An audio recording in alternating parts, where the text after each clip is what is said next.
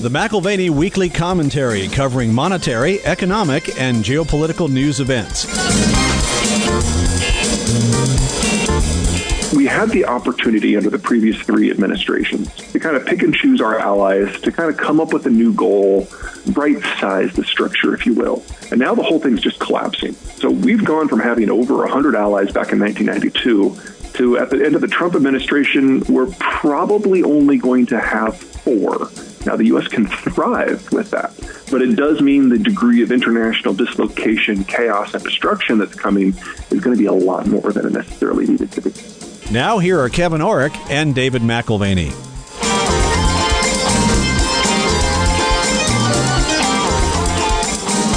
Welcome to the McAlvany Weekly Commentary. Now, I'm Kevin Orrick along with David McAlvany. Dave, as we watch the news and we see the response of the general public, the mainstream media, it's so different than the people who I've been talking to and you've been talking to over the last couple of weeks who are listeners to the show. They may be clients of ours. They've spent their lives educating themselves on things, maybe not pandemic, but educating themselves on what a debt bubble looks like when it blows up, and what do you do when you need to be more self-reliant. I'm just really proud of the listeners that we have. It's amazing the degree of intelligence that they bring and calm during a period of time that many people are panicking. I was listening to the public radio, and there was this tone which was really mournful and desperate. And I thought to myself, this is just not the kind of interaction we have with our clients. Now, our clients don't minimize what's happening today, but they're very clear in their thinking about what they need to do, what makes the most sense, what an action plan looks like. And so I agree. I've been very impressed. And there is sort of two worlds. I think the general public is really faced with consternation and stress because maybe they've not considered anything but the status quo up to this point. And now faced with something other than the status quo, they're really not sure what to do. And, we've talked with Robert Higgs, the author of Crisis and Leviathan, about how often this happens and how government steps in, becomes the major player in the world. And then as the crisis recedes, you don't see the footprint of government recede. Many of our listeners will be able to reflect back on the guests that we've had on the program that were there to bring a context for what's going on and to help us understand the larger thematics, which are really the backdrop issues, more important than the small details. And we tend to fixate as people. We tend to try to make a big deal out of one thing so that we can better understand the whole thing. And I think it's actually better to sort of take the third person perspective, step away and see a broader picture. One of the things I've always enjoyed, Dave, knowing you is how you take such a long horizon kind of view. We obviously have to deal with the events of the days and the weeks ahead, maybe months, maybe years. But we also have to, from a bird's eye view, step out and say, okay, this is not the end of the world. So what does the world look like in 5 years, 10 years, 25 years, 50 years? So it's important to take a shorter term view and compartmentalize whether you're taking, well, I call it the short loop mentally. I'll do, okay, what's my short loop today? What do I need to do today? But I purposely take time to look at the long loop and say, okay, what do I need to do for 10 years from now or 20 years from now? It really is, it's legacy thinking. And today, rather than being just centralized on the next few weeks, like most media is today, what we'd like to do is look forward with the guests that we have. So I think what'll become clear in our conversation with Peter Zeihan today is that we are at the end of an era, but this is not the end of the world. I think for anyone that's read The Revenge of Geography by Robert Kaplan, you'll appreciate one of the key assumptions of Peter's latest work. His book is Disunited Nations, and this is it. Geography matters. If you look at a map, and you're familiar with topography, that provides insight into the past as well as insight into limitations for future growth and development for particular countries. So as we look at what is impacting the world today, there are some very basic things, even down to topography, which have a lot to do, have a huge bearing on who develops and how from this point forward. Here in the office, Dave, we've got people who look at charts, and so they're continually looking at what we call the technicals, sort of the inside of the market. But we also balance that out with fundamentals, the outside of the market, the larger picture. And when bringing Zion in, what we're looking at is more that external, what do the fundamentals look like over the next decade, 2 decades, 5 decades? Yep, that's right. When we look at the financial markets, we toggle back and forth between the endo and the exo, the endogenous issues, the exogenous issues, internal market conditions, as it were, that can cause growth or decline, external conditions which can factor into growth or decline of asset values. And if you look at the history of our commentary over the last 12 years, it has been to explore a variety of fields, connecting them to the markets and the pricing dynamics that are unfolding in the present. There's a saying, if everyone's thinking the same thing, no one's thinking. And what I love, too, Dave, is the books. If I were to look at the books that you read, and I have marginalia books, too, they're marked up, there's discussions. You actually have a conversation with the author. It's not always agreeing. Sometimes you agree, sometimes you disagree, but you're prompting thoughts that you may not have had on your own. That's right. If you held my copy of Peter Zion's book in your hand, in the margins, there's an equal ratio of fist bumps to fresh points of disagreement. And you're right. Marginalia is the domain for me for argumentation, for debate, for dialogue with an author, whether that author is dead or alive. And I'm grateful for the insights gleaned and the thoughts stirred. I'm also grateful Peter is in the alive category because we get to have our conversation with him today. So we get to visit with him today and explore the currents of his thought going back a number of years and very briefly look at a couple of the other books that he's written as well. It seems as we go through this period of time, Dave, that there is a real change. You've talked before about the fourth turning, Neil Howe's book, and the changes that occur, not necessarily because of presidents. You and I have talked before, a lot of these changes that occur, like the rise of the empire of the United States and the sort of the policing and the safety that they brought to the entire world, that the United States has brought to the entire world to allow free trade. It feels like that epic is changing. And I know oftentimes people say, well, that's because of this president or that, whether it's Trump or Obama or Bush or what have you. But in reality, the longer game really defies any presidential, 8 years here or there, doesn't it? Well, that's right. So, the main focus in Peter's latest book, Disunited Nations, is we've basically watched the closing of one era. We're entering into a very different one. That's what he contends. And change may present the world and the United States with challenges. But in the end, we have a number of basic and very strategic advantages, and those we will see play out in the years ahead. What I've done is, for this show, I've included some links to past interviews that we've done, which are complementary to the themes in Peter's book, whether it's Neil Howe's in The Fourth Turning, or Joseph Tainter, as he wrote his book many years ago, back in the 80s, The Collapse of Complex Societies, Harold James, The End of Globalization, written 20 years ago, Robert Higgs, Crisis and Leviathan, and Carmen Reinhart, This Time is Different. And so those, I think, are helpful additions, and as many of us are now sort of locked at home for a little while, perhaps a little binge listening through the archives. We'll just give you the short track to some of our favorites, but I think are good complements to what Peter has to say today. Dave, we've put those links on the site. So if you go to the webpage for this particular podcast, if you just click on those various links and you want to listen to those shows, I can say that those are all shows that you and I have listened to multiple times. Just being involved with this show does not necessarily mean we hear it just once.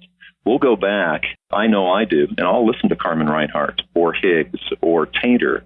In fact, last night when we were talking about this commentary, I went back and pulled off the shelf Joseph Tainter's book on the collapse of complex societies, because this is a discussion that's continued, like you said, for a dozen years. I'm really looking forward to what Peter has to say. Well, several years ago, a friend of mine suggested The Accidental Superpower as a book I should pick up. And then a few years later, the same friend said I had to read The Absent Superpower. And now, Peter, you've written Disunited Nations, and this caps your argument that sort of the old order is passing away and a new era of far more volatile geopolitical relationships is emerging. Why don't you start us with a quick contrast between your three books? Sure. Well, the first one was when people were still thinking that globalization was the norm. We thought we had had a bit of a correction, that may be an understatement, with global financial crisis, but people saw the world getting back to normal, saw interconnection, saw national differences blending away. The European Union had survived. People were very up on where this could go, with the exception of the United States, where everyone's pretty sure that the United States was going to fade from history. That was, in my opinion, a very inaccurate read of economic trends, and especially historical ones. The bottom line is that the period from 1945 until the present is the most abnormal time in history, because it's the only time we've really had this sort of global structure where a single power provides security for everybody. The U.S. did that for very specific reasons, and those reasons ceased to matter at the end of the Cold War. So it wasn't a question of would it end, it was a question of when was it going to end. So accidental superpower explored all of the things that were leading to that environment and what it would likely look on the other side for the United States. Absent superpower picked up where accidental left off and dove deep into the trend of the shale revolution, which had evolved faster than anyone could have possibly imagined. I mean, I was pretty bullish on shale when it started, but I was completely too conservative in my forecast. And if you fast forward to the present day, the United States is now not just energy independent, it's a significant exporter, it's the world's largest exporter of refined product, and that has overturned global markets. Of course, coronavirus now has overturned things again. And that changed the math strategically for the United States. And because the United States then accelerated its withdrawal from the world, it changed the strategic math for everybody else. So a big piece of the second book of Absent was to explore what the major powers would be forced to do in America's absence. Disunited Nations doesn't recreate the starting positions of the first two books. Instead of going into all the details of how we got to where we are, there's basically one chapter that traces 11,000 years of human history and about 20 pages to just explain how we got to where we are and then moves on to what happens the day after. So we spend the entirety of the book looking at individual countries and how they're forced to change and cope or fail to change and cope with the circumstances moving forward. So there's 11 countries that we cover in depth. They're all the major powers that we think of today, and they're all the major powers that will be the center of humanity moving forward. Some implications are not surprising. Others are very surprising. And we're going to work towards some of those country-specific surprises later on in our conversation. You're really talking about U.S. disengagement from a post-World War II global order and the scramble for power, what that might look like in a less or ungoverned world, that being sort of the core of Disunited Nations. We have, as you say, this really unique period, 45 to the present, which is abnormal. The most recent period of radical growth, you would say, is nothing more than a moment in time made possible by strategic inertia. And I like the way you phrase that. There's this lingering moment that's held over from the old security strategy. And I think there's also, credit growth and some factors there along with sort of this strategic inertia. But can you expand on that idea of strategic inertia? How far does that carry us? That is the question. The whole concept of the global order is that we will create this global structure that allows anyone to trade anywhere at any time with anyone without needing to protect their shipments. That was the key. There would be no more convoys, no more imperial militarization. So any country, big or small, successful or failed, can actually play now. And so we went from having about a dozen significant empires back before World War II into having the 200 plus countries that we have today, most of which could not exist without this sort of environment. But the United States no longer needed to pay for its alliance network once the Cold War ended. And we've been drifting away from that ever since. Now, back in 1989 to 1992, the president of the time, George Herbert Walker Bush, tried, to his credit, to get Americans to have a conversation about what they wanted out of the world. How do we take this order and kind of recast it for this new era? And we punished him for it. And then we elected in the next 7 straight elections the guy that celebrated his lack of expertise in foreign affairs. Americans just really don't care unless something pops up like 9/11 that forces them to for a little bit. So when you're talking strategic inertia, groups like the U.S. military, the U.S. intelligence apparatus, they haven't received a meaningful update to what they're supposed to be working on, what their strategic goals are, what the world's supposed to look like since 1992. And so they're doing the best they can with the equipment they have, and they're doing the best they can with the orders they have. But until someone at the top changes the goal, turns the page, opens the new book, however you want to phrase it, we are stuck with a strategic policy designed for another era. Now, under Trump, the general disdain of this administration for all structures international is definitely pushing the United States in the direction of strategic retrenchment, isolationism, distancing, whatever term you want to use. It doesn't have to go specifically this way, but some brand of American broad-scale disengagement from the system is a given. And you're absolutely right. The question is the time frame. Now, with today's events with the coronavirus, we may have just moved everything into fast forward because we're seeing a splintering of financial markets as everybody moves to the U.S. dollar. We're seeing a breakdown of intercontinental trade as everyone tries to build what they need at home. We're seeing a collapse of international transport as the airlines shut down. These are all things that could have happened from disengagement. It's just that it's happening in a matter of weeks instead of a matter of years. You point out that 1989, 1992 may be a significant date in terms of the intelligence and military community not getting an update in terms of mandates. But you also point out that 1989 was a critical year for transitioning the global order. The U.S. was leading the world up to that point. It has since then. But the world was fairly well organized around that common threat of Russia, of communism. And so that global alliance system that you talk about was held together by a shared fear. Maybe it was self-interest. Maybe it was, we just want to survive that threat. But that went away in 1989. So build off that date to where we are today. Nuclear destruction tends to focus the minds. Absolutely. Absolutely. Today we have competing versus cooperating nations. Bring us from 89 to the present with that idea of competing versus cooperating nations. Sure. It's happened in bits and pieces. There's no one leader. There's no one country that's to blame. Throughout the 1990s, the United States, in bits and pieces, attempted to find purpose for the order, and the interventions in places like Somalia and Bosnia kind of fell into that general category. We started getting big into human rights. But 2001, I would say, was the sharpest break that just kind of firmly put us on this path to a breakdown of the global order. We had a spat with the Chinese over the EP-3 spy plane incident. The Europeans launched their euro with a specific goal of displacing the United States as the financial superpower. And then we also had the 9/11 attacks, which forced the United States to see security in a different light and try to mobilize its alliance to fight this threat. And in all three cases, the United States found it, to just put it simply, rude. China could have never unified without the order. The European Union could never have existed without the order. And then in the aftermath of 9/11, when the Americans tried to ask their allies for help, the result was, in a word, underwhelming. Fast forward to the financial crisis, and we had a bunch of middle powers, everybody ranging from Australia to Argentina to Indonesia to Canada, try to kind of muscle their way in and force the United States to do financial policy their way without really bringing much to the table in terms of contribution. And now, after 8 years of the Obama administration, we have an administration here that is just outright rejecting everything. So this has always been the path. The pace changes, the flavor changes, and what we're seeing under Trump and coronavirus now is we're losing the ability to steer this anymore.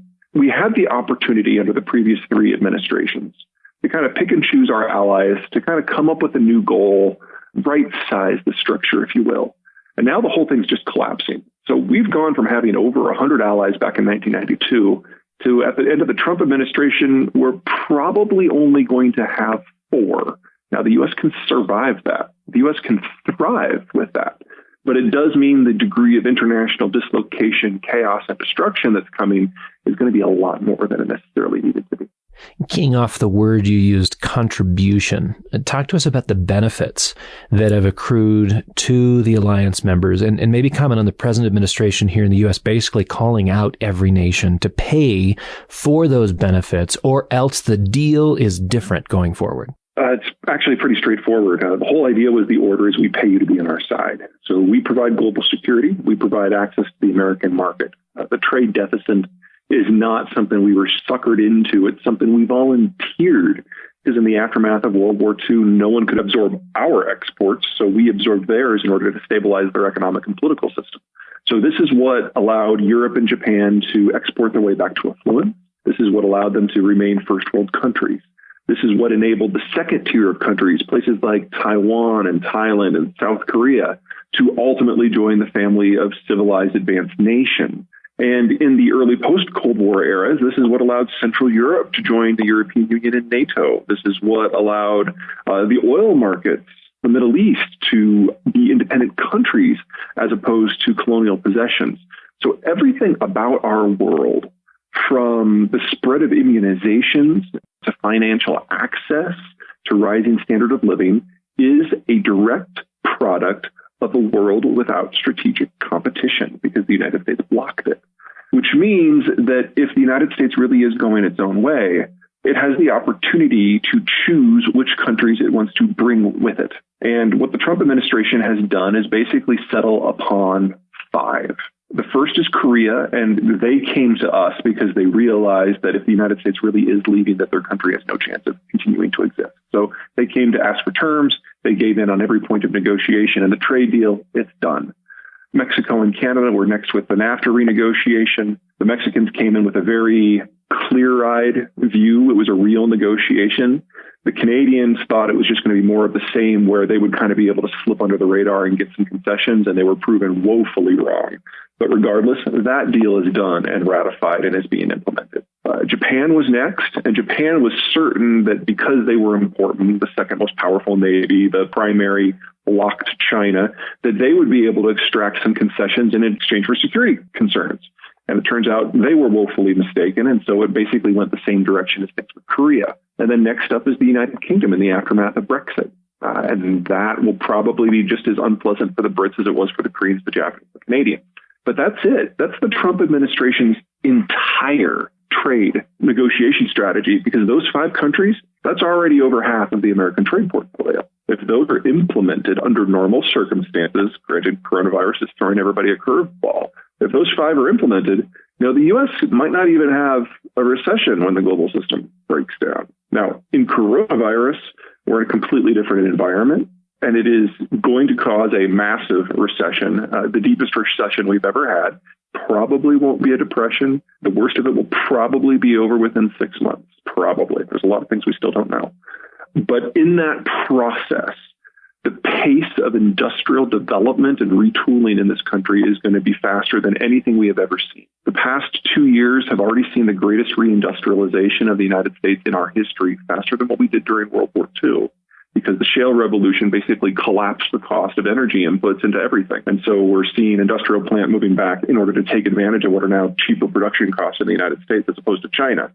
Throw in coronavirus, and all of a sudden we have to do this as an issue of health survival. It's a health policy as much as the national security or economic policy now. So we're going to see huge chunks of global supply chains, specifically the ones that were designed to service the United States market, move back in 2020. And so when this coronavirus quarantine policy does lift, I don't think we're going to see skyrocketing growth, but the nature of the American economy is going to be very different. We're going to have a lot more manufacturing capacity here and in Mexico, and a lot of what we've seen with the trade deficit is going to melt away, which should make Donald Trump very happy.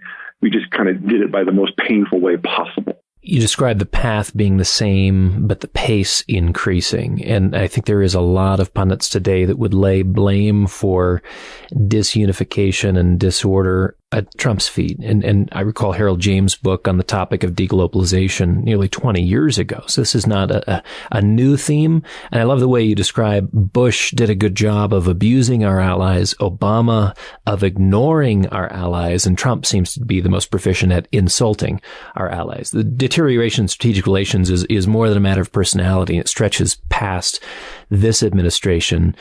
But what you're also saying is that at the end of the day, it doesn't matter insofar as the U.S. is not going to be, thrown back to the Stone Age. This is not the end of the dollar. This is not the end of our economy. In fact, this might be the beginning of the beginning if you're talking about onshoring and reindustrialization. You kind of have to look at it a little bit as in phases of history. In the aftermath of the revolution back in the 1780s, the United States was an agrarian coastal community, and then we just started bit by bit moving inland. We had the War of 1812 that kind of underlined us that the future of our country had to be inland for security purposes, but we still didn't build a military because we really couldn't afford it. We rip ourselves apart then in the Civil War. We come back together during Reconstruction, and the end of Reconstruction is really the birth of the United States as a major power, because all of a sudden we had kind of this 30, 40-year vacation from the world where we actually integrated the North, the South, and the Midwest and the West during a period where the rest of Europe was dealing with the Napoleonic conflicts and its aftermath. We were left alone to digest a continent. And at the same time, the Industrial Revolution was going on, so we did so with things like telegraphs and railways. So the country that entered the Civil War was agrarian and was riven regionally. And the one that came out of Reconstruction all of a sudden was all in one piece, the largest population, the most unified population, the greatest financial power, the greatest agricultural power, the greatest industrial power. And we just kind of exploded on the world all at once. We became the factor that settled World War I. We became the factor that settled World War II. And in the aftermath of World War II, there was no one else left standing, so the U.S. could basically write the rules of the world. And that was the global order. And that's where we've been ever since. What's different now, as opposed to in 1946, is we have had 70 years to fine-tune our system, particularly our military system. And so our Navy today is about 10 times as powerful as everyone else has put together. And the last I checked, all global trade, almost all global trade, about 90%, travels the ocean. So the United States is the determining factor in whether this works or not. But since we are not a trading nation, it wouldn't have been a bribe if we were a trading nation. We can shut down the entire system at a moment's notice without actually suffering much ourselves. And that is the status going into this new era. No one else has the military capability. Because of demographic reasons, no one else has long-term consumption capacity. And the United States has the ability to intervene anywhere at any time for any reason and really not suffer any consequences. So whether you celebrate the United States because it's a democracy or because it's your home country, or whether you hate the United States because it's not your home country, you don't like what it does in the world, the degree of American independence and exceptionalism, define that term however you want, is about to become an order of magnitude more important than it has been before. Limitless ability to act, limitless immunity to the effects of those actions. That's where we are about to be. You're making the case that there are countries who've benefited significantly from the stability of the last 40 to 70 years, and that dependency on that stability is now shifting. It's not going to affect us as much as it does those who develop the dependency. The two categories of countries that arguably benefited the most, the former empires, particularly the smaller ones who couldn't stand up to, say, Britain, and then the colonies, which became free and had a chance to actually develop into significant powers of their own. And that's everybody from Korea to Poland to Italy. None of that would have been able to function without the global order, which means you have to ask yourself whether these countries can continue to function without the global order, because that's absolutely where we're headed. Now, there's a gentleman who loves to sort of pick at the current economic system that we have, Thomas Piketty. He might take aim at your suggestion that the world has improved so dramatically in this period of time. And some today would argue that the benefits have only accrued to the connected and the already wealthy. Can you respond? Oh, sure. That's actually a relatively easy one. One, I will leave it to other economists to pick apart his thesis of inequality. There's some weaknesses in there, but that's not my bailiwick.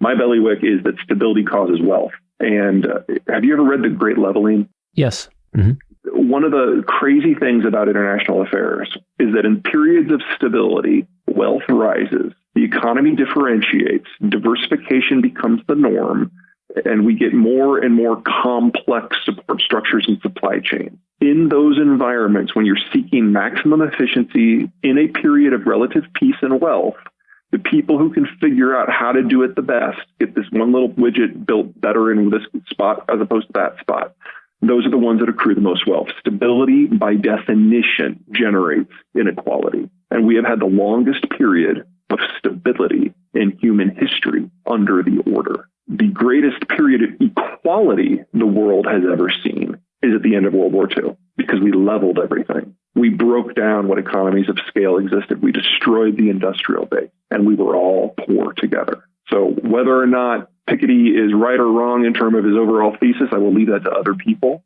But I can guarantee you that stability means inequality and chaos means equality, but also poverty. So you get to pick which one you want. And I guess you would also argue that out of stability comes an improvement in things like education, security, connectivity, democracy, Absolutely. Human rights.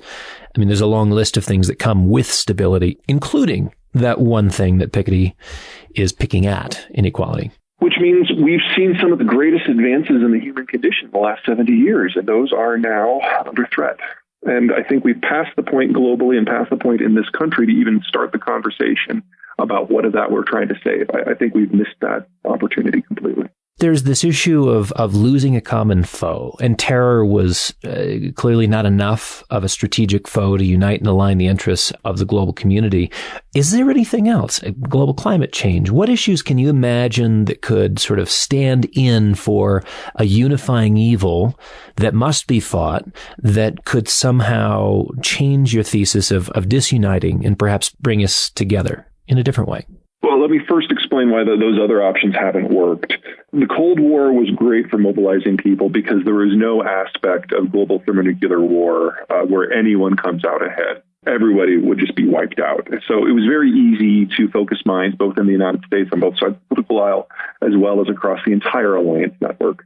We squabble. Not everybody agrees on everything, but that core thesis that, we have to prevent this from happening, that everybody bought into. It didn't work with terror because, to be perfectly honest, terrorism isn't new. It was just new to Americans. And so everyone else in the world thought that we were having an outsized response. And with history, being great at hindsight, they had a reasonable point. The Europeans always had higher terror attacks. They were always more proximate to the Islamic world. And so did they think it was a problem? Yes. Did they think we should take action? Yes. Did they think that action should be global in scope? Yes. But they're like, hold your horses. There's no point in making this worse than it needs to be.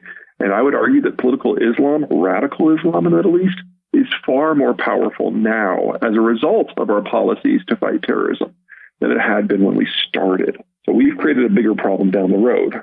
Coronavirus isn't going to be that thing because we're seeing different rates in different countries based on different systems and different responses and different healthcare quality and different demographic structures. So it's easy, actually, to see certain countries, I'm using air quotes here, winning the coronavirus crisis. And because of the Americans' ability to reindustrialize, to source what it needs locally, has a skilled population, has a strong consumption base, the United States, despite what's probably going to be a hefty death rate, is one of those countries that will probably come out of this ahead. So what you need is something that a broad array of nations, not just democratic ones, not just advanced ones, see as a threat.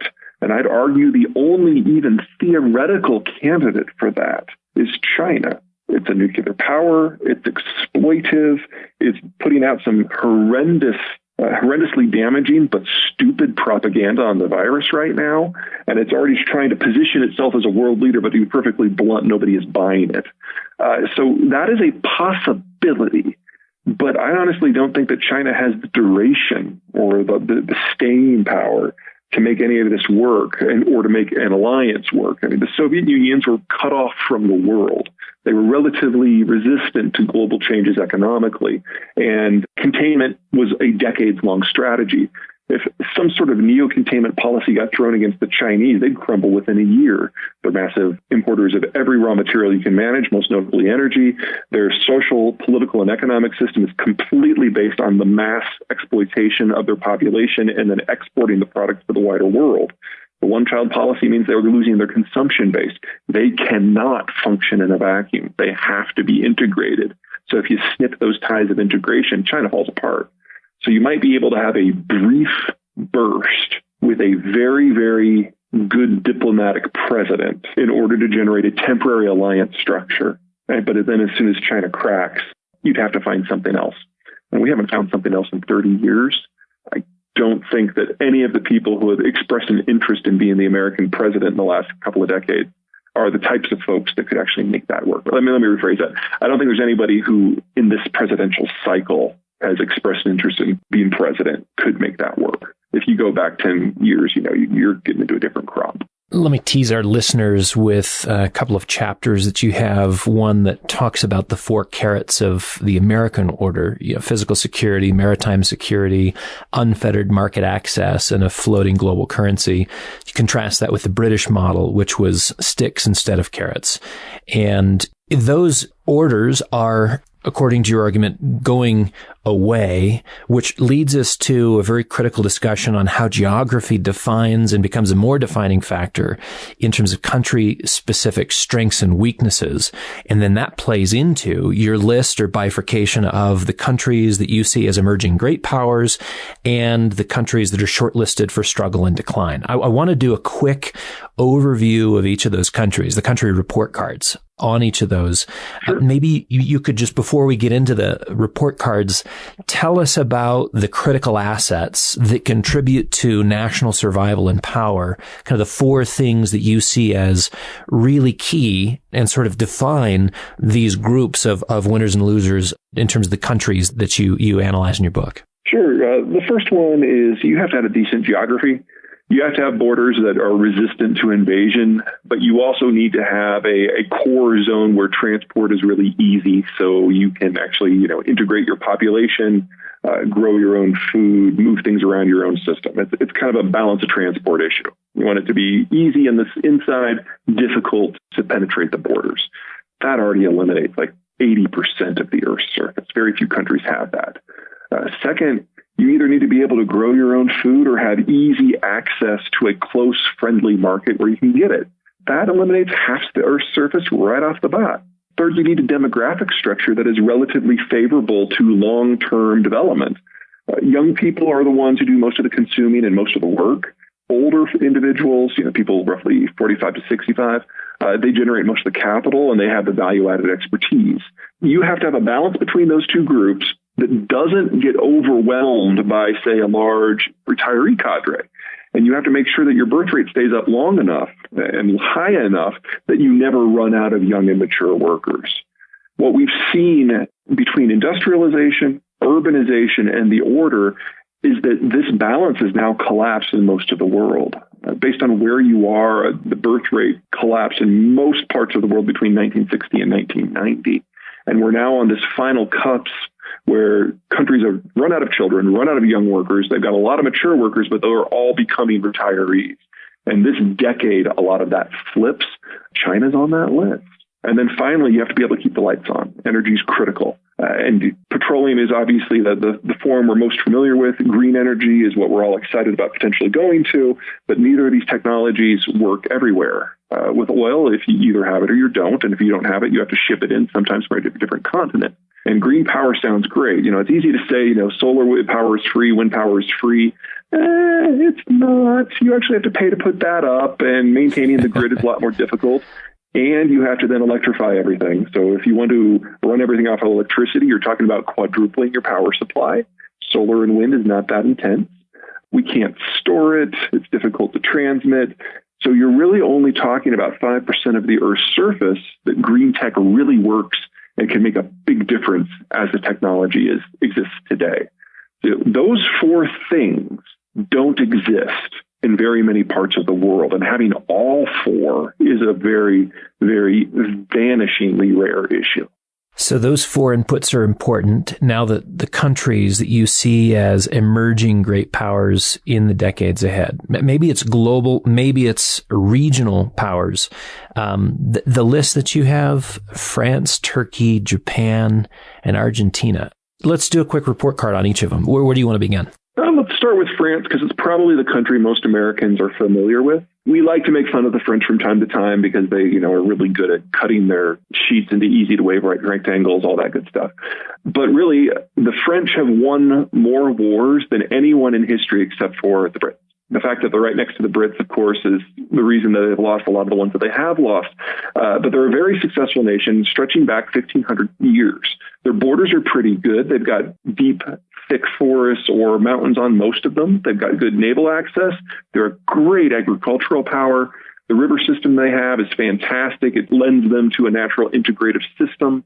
And despite the fact that they've got a relatively rugged chunk in the center, the Massif Central, the rest of the country is so easy to move around that they've even kind of digested the ethnic groups that are up there. In a world without the United States, the only country they really need to worry about in the short term is Germany, and Germany is going to be focused further east as opposed to west. So France is going to become what it has always wanted to become, the broker of all things in Western Europe.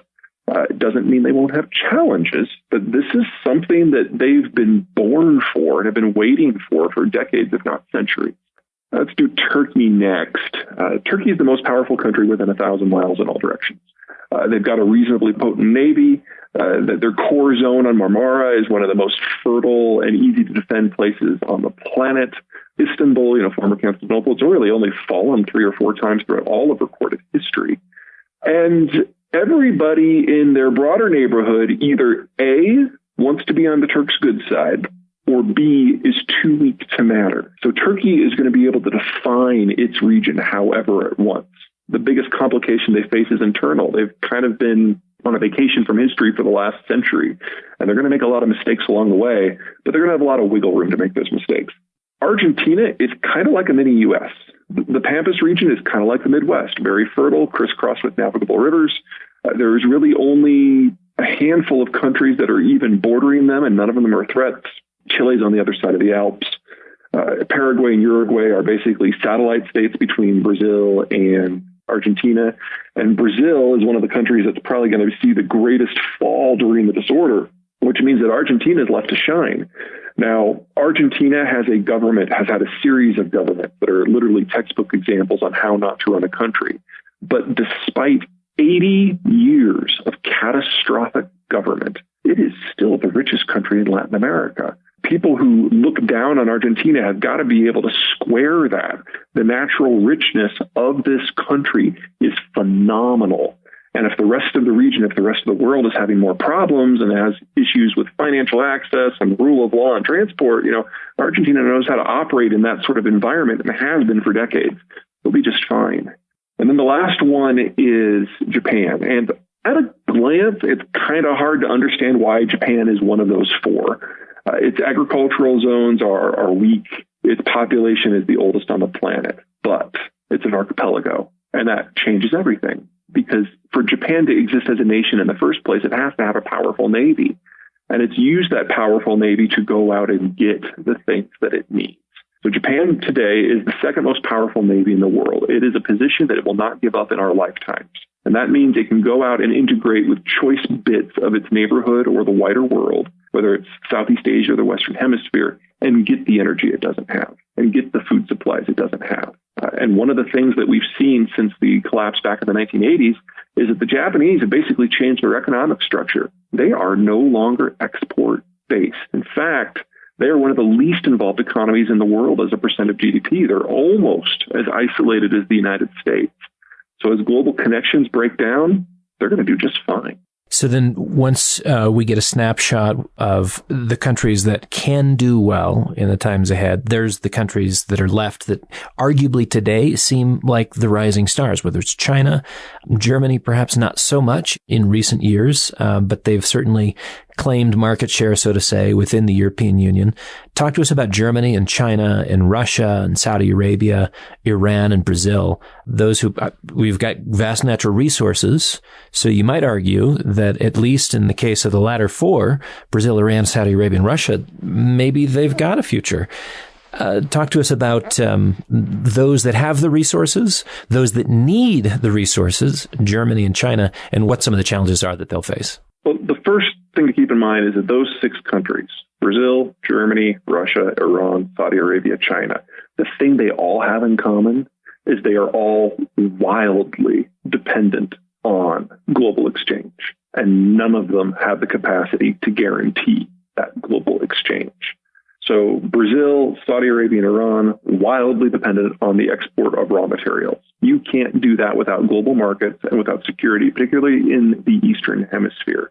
China and Germany, wildly dependent upon the import of those raw materials and then the export of finished goods.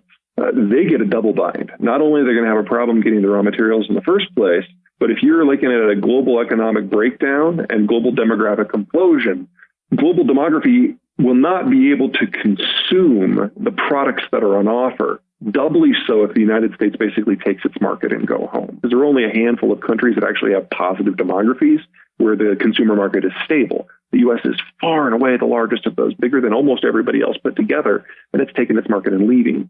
So these economic models that have been built up, especially over the last 30 years, they're going to come violently unwound. For countries like Brazil, this is even worse because the products that they export, iron ore, for example, there are other producers in areas that are likely to be relatively safe. Australia at the top of the list. So you'll see a decline in demand for the product, but no change in the supply. And that price structure is just not enough in order to make a country like Brazil work. Another thing that all six have in common is that their geographies are kind of awful. China's is internally writhen, and there are very few periods in Chinese history where they've actually been able to integrate with themselves. Either they're in some degree of civil war or breakdown, or some sort of foreign powers come in and preyed upon them. It's only under the order that that trend has been disrupted. These 70, 75 years of the order, this is the longest period of Chinese peace and prosperity ever. The Germans, wide open frontiers, far more so than, say, the French. And unfortunately for the Germans, one of those big open frontiers leads directly to Moscow. So those two countries, just by definition, are at each other's throats. Brazil's like a table that lost two legs, but the low end is not on the coast. So if you want to develop Brazilian resources and enrich the population, you first have to basically run infrastructure up a cliff, which is as hard as it sounds. Saudi Arabia is a broad open desert. They have literally nothing but oil. Iran's the opposite. It's a series of mountains. It's the most expensive territory that you can possibly develop. Now, none of these countries are set up for success, but all of these countries have experienced the greatest expansion in wealth in their history under the order. And for countries like Iran and China and Russia, who see themselves as strategic competitors of the United States, it's got to be galling and disbelieving in equal quantities to think that the only thing that is allowing their systems to continue to work today is this lingering American strategic inertia. And when the Americans really do leave, it's the end for them. It was fascinating to me when you're writing about Iran, how sort of wealthy and ahead in terms of the global structure they were to a point in history. And then when structural things change, if you're not on board with those changes, you can be left behind, and it radically reshapes your future. In this case, it was technology. They were not around for the Industrial Revolution, didn't integrate with it, didn't bring it in, and it left them behind. There's different kinds of being left behind, whether it's not participating in the development of naval wherewithal or the Industrial Revolution. But there are countries that have in the past represented greatness and have not marshaled the resources necessary to maintain that greatness and move it into the future generation. Now, we've talked about stability, defining the last unique period of time. So let's imagine the U.S. in a state of global disorder, your disunited nations. Do disruption and instability globally reinforce our position of strength? I mean, chaos being a tool and potentially a desired end of foreign policy. One of the great lessons of the global order, one of the things the United States forced upon the system, was we told everybody that geography doesn't matter anymore. We're all going to enjoy a degree of security and interaction, interconnectedness that we couldn't before, and the United States won't force it. For countries that had great geographies, Turkey, France, Argentina, Japan, this was kind of a bit of a disaster, because these are countries that could have looked after their own interests. They could have been regional powers. But the United States basically smashed that and forced everybody to be part of the global norm. If the global norm changes, and if the United States is no longer imposing its security, then the countries that have great geographies will do well once again. So not just those four countries, but first and foremost, the United States. More or less has a comment to itself. Security risks don't really emanate in any meaningful form from Canada or Mexico. They're now partners. They're now family. So the enlarged American system in North America looks great. I mean, it's laughable to think that there's an extra hemispheric threat that can hit North America when the Americans control the high seas. And that allows the United States, should it choose, to expand. But we're not into that is the United States right now.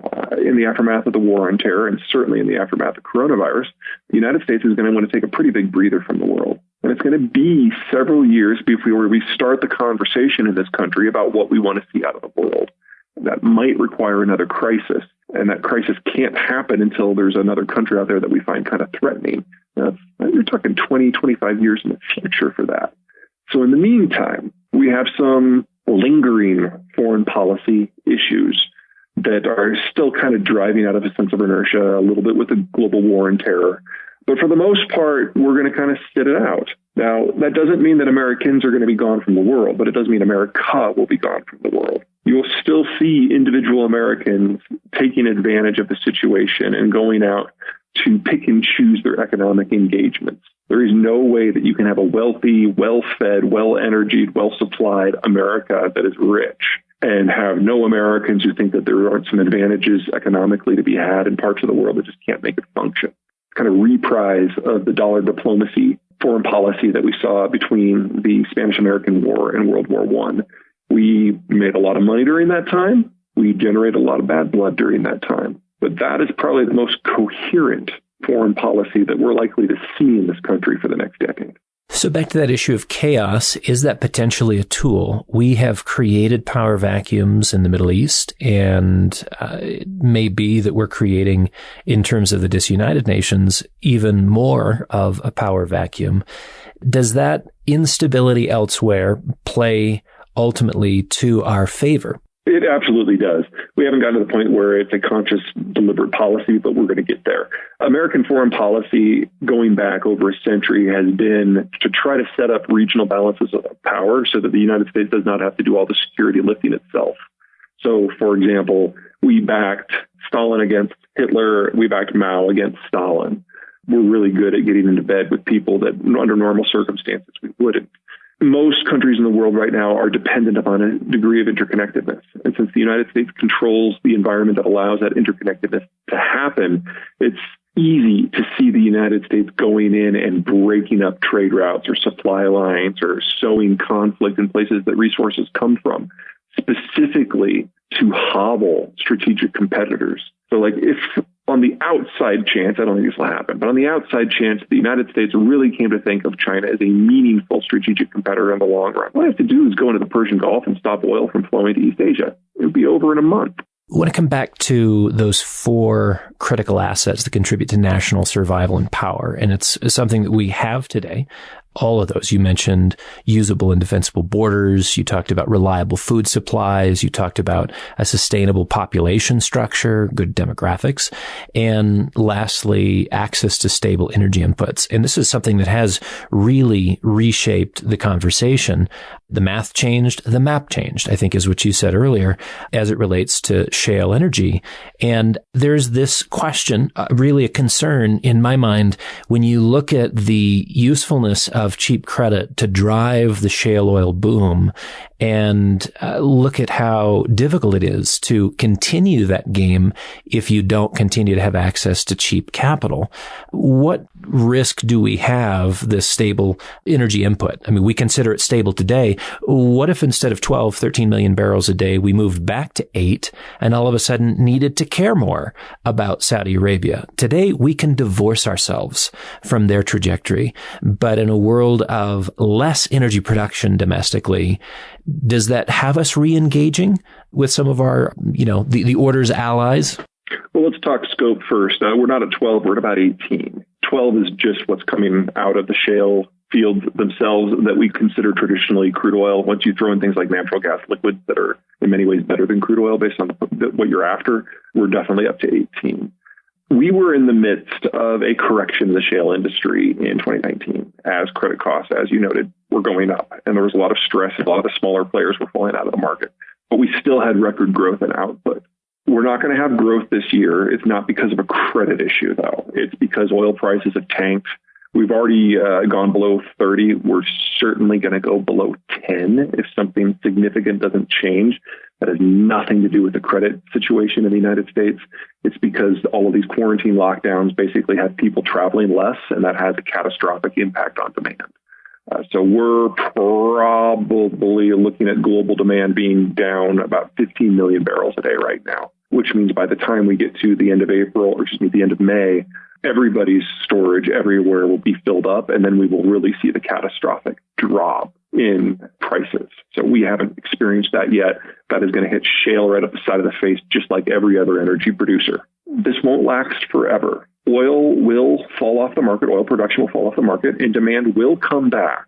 But a couple things to keep in mind. U.S. shale is no longer the marginal producer. It is no longer the high-cost producer. Full cycle production in the Permian Basin is certainly below $40 a barrel. And in the rest of the shale fields overall, it's very rare for it to be above 50. That is already below the global average for oil prices. So in terms of price, shale is actually in the best bucket for coming back once this is all over. And then there's the issue of time. You want to bring on a complex well in interior Kazakhstan, or if you want to bring online a deep water well off Alaska, you're talking about a multi-billion-dollar 10-year project. But you can bring a shale well online in Texas for just a few $1 million in less than 6 weeks. So whenever there is a recovery anywhere in the system, U.S. shale will probably take up the majority of the market share. So the next few months, couple of years, if you're a shale operator, it's going to suck. There's no way around that. You might go bust. The consolidation is the order of the day. But now that Chevron and Exxon are the big players in the shale fields for the first time, they've got the capacity, they've got the organizational structure, and there's enough pipelines in place that it'll just come roaring back very, very quickly. In addition, while only about 5% of the Earth's surface is good for solar and wind, almost half of that good territory is in the United States. We're the first world country that's closest to the equator. The entire Southwest is a great solar zone, and the Great Plains and Midwest are great for wind. So we have replacements. We have diversification options. And most importantly, the nature of the technology of shale itself means it'll be coming back very, very quickly as soon as the circumstances get back to something a little bit more standard. As we cap our conversation today, there have been efforts to unify around something different than a U.S. created order, to work around the IMF, to work around the World Bank, to work around U.S. dollar hegemony. Are these efforts unlikely to go anywhere, in your view? In my opinion, any system that tries to build a global workaround has to rely on the security environment that the United States provides. So in the end, it's a waste of time. Now, as the Americans step back and as the global system breaks down, these systems that try to go global can't. But that doesn't mean they can't go regional. The United States is not the only hard currency. And as we have less and less international connections and less international trade, that'll affect finance as well. And so you will need regional lending projects. But these are very unlikely to be the result of transnational cooperation. Because if you remove the Americans from the equation, let's just look at Europe for a second. The German demography is awful and they have to export. But the demography in the rest of Europe isn't all that great, and it's not that everybody wants to import. So you look at a fraction of what makes Europe Europe. So the countries that are left standing are the ones that might be able to build these sort of alternative financial houses. That's probably not going to be Germany because it's too dependent on external connections, but it could very well be France. In East Asia, you're going to say exactly the same thing. Japan is the country that's going to have to come up with some sort of alternative system. And Japan and France, just to pick those specific two, are likely to be the two countries that are going to seek connections to the United States in an attempt to maintain good relations, maintain some sort of shadow of the security order. France, because the United States and France really don't have a lot of overlapping interests, so it can be a very professional, friendly relationship. Japan, because it realizes instinctively what happens if you get on the wrong side of the United States. There is opportunity for collaboration out there, but it's regional. And it'll be very clear who's in charge of the region. Well, here we are finishing our conversation on Disunited Nations, the scramble for power in an ungoverned world. Peter, where should people find your book? Amazon, or do you have a preferred source for them to go and purchase it? You can find the book anywhere you want, and since most of the world's bookstores are closed right now, I'm a big fan of IndieBound. If you just go there, you type in your zip code, you can find your local bookstore. And most local bookstores, while they're not storefronts open for business right now, they are still doing deliveries. The price is typically the same as Amazon. So support your local bookseller. IndieBound, to support your local bookseller at a price comparable to Amazon, it sounds almost too good to be true. Well, also Amazon is running overtime, just stocking food and medical supplies. So the book division is in the process of not shutting down, but they're not taking new inventory. So local booksellers, definitely the way to go. Well, thank you for bringing your insights and taking the time to write not only the accidental superpower, but the absent superpower, and now Disunited Nations. We appreciate your contribution. My pleasure. You've been listening to the McAlvany Weekly Commentary. I'm Kevin Orrick along with David McAlvany and our guest today, Peter Zeihan. You can find us at McAlvany.com, McAlvany.com. And you can call us at 800-525-9556.